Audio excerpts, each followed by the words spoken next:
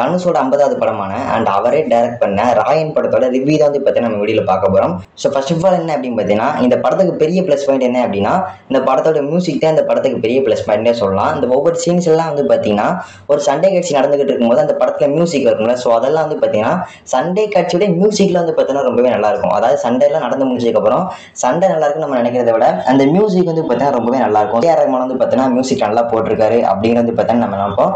So இந்த படத்துக்கு பெரிய ப்ளஸ் பாயிண்ட் வந்து பார்த்தீங்கன்னா மியூசிக் தான்.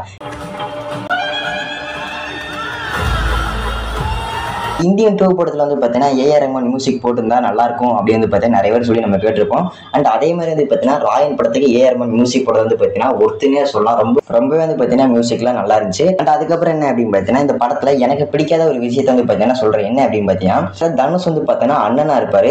ஸோ அவர் வந்து பார்த்தீங்கன்னா சின்ன வயசுலேருந்து அவரே வேலை பார்த்து அவர் 2 தம்பிங்களும் வந்து பார்த்தீங்கன்னா படிக்க வச்சுக்கிட்டு இருப்பாரு. தங்கச்சியுமே வந்து பார்த்தீங்கன்னா படிக்க வச்சுக்கிட்டு இருப்பாரு. பட் 2 தம்பிங்க வந்து பார்த்தீங்கன்னா வளர்ந்ததுக்கப்புறம் ஒரு தம்பி வந்து பார்த்தீங்கன்னா ஸ்கூல்லேயே அப்படியே படிப்பு நிறுத்திடுவார்.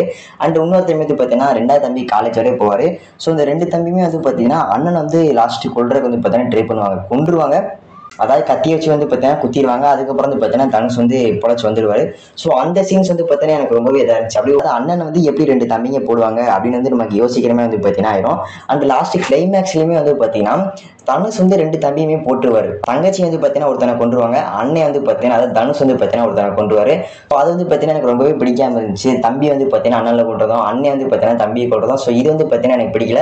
பட் இந்த கான்செப்ட் வந்து பார்த்தீங்கன்னா படத்தில் வச்சது ரொம்பவே வந்து பார்த்தீங்கன்னா ஹைப். அண்ணனை வந்து தம்பி கொள்ளும் போது ஸோ நம்ம வந்து பார்த்தீங்கன்னா ரொம்பவே இன்ட்ரெஸ்ட்டாக வந்து பார்த்தீங்கன்னா படத்தை பார்ப்போம். எனக்கு இந்த கான்செப்ட் பிடிக்கல தான். பட் இந்த படத்தில் இந்த கான்செப்ட் வச்சது வந்து பார்த்தீங்கன்னா ரொம்ப பெரிய ஒரு ஹைப் ஏஜென்சினே சொல்லலாம். நீங்கள் படத்தை பார்த்தவங்களுக்கு வந்து பார்த்தீங்கன்னா புரியும். அண்ட் அதுக்கப்புறம் என்ன அப்படின்னு பார்த்தீங்கன்னா, இந்த படத்தில் வந்து பார்த்தீங்கன்னா லியோ படத்தோட கான்செப்ட் வந்து பார்த்தீங்கன்னா இடிக்கிற மாதிரியே இருந்துச்சு.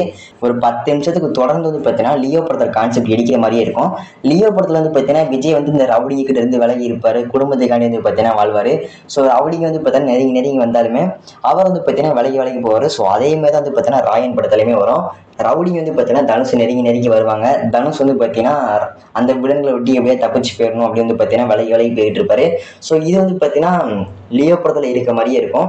லியோ படத்தில் உள்ள டைலாக் கூட வந்து பார்த்தீங்கன்னா ராயன் படத்தில் வச்சிருப்பாங்க. என்ன அப்படின்னு பார்த்தீங்கன்னா, அவங்க நம்மளை எங்கே போனாலும் விட மாட்டாங்க, கொன்றுவாங்க அப்படின்னு வந்து பார்த்தீங்கன்னா லியோ படத்தில் சொல்லுவார் விஜய். அண்ட் அதே மாதிரி வந்து பார்த்தீங்கன்னா ராயன் படத்துலையுமே அவங்க நம்மளை விட மாட்டாங்க, எங்கே போனாலும் கொன்றுவாங்க அப்படின்னு வந்து பார்த்தீங்கன்னா தனுஷ் சொல்லியிருப்பாரு.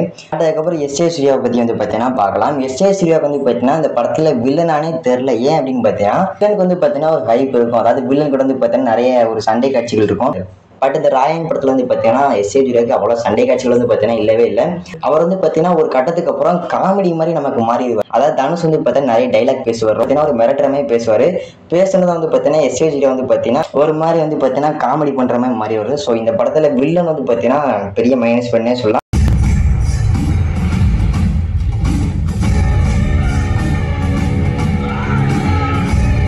பட் அது எல்லாமே தனுஷ் வந்து பார்த்தீங்கன்னா ஏற்றி வச்சிருவாரு.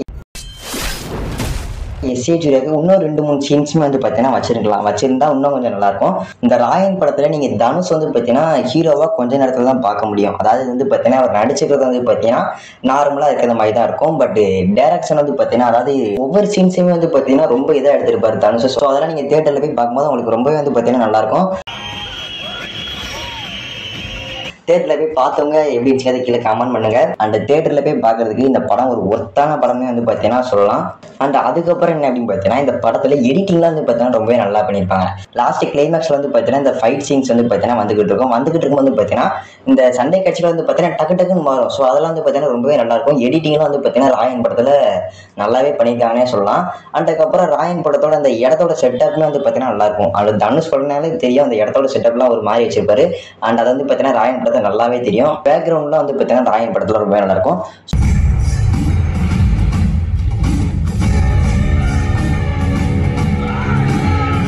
இந்த படம் வந்து பார்த்தீங்கன்னா தியேட்டரில் போய் பார்க்குறதுக்கு ஒரு ஒர்த்தான படம்னே சொல்லலாம். அண்ட் அது மாதிரி நீங்கள் மூவி ரிவ்யூஸ் அதுக்கப்புறம் வந்து பார்த்தீங்கன்னா ஏதாவது படத்தோட அப்டேட்ஸ் வேணும் அப்படின்னா நம்மளோட சேனலை நீங்கள் போய் சப்ஸ்கிரைப் பண்ணி பெல் பட்டன் ஆல்ல பிடிச்சவங்க லைக் பண்ணிட்டு பாருங்க. அப்போ தான் வீடியோஸ் நிறைய காமிக்கும்.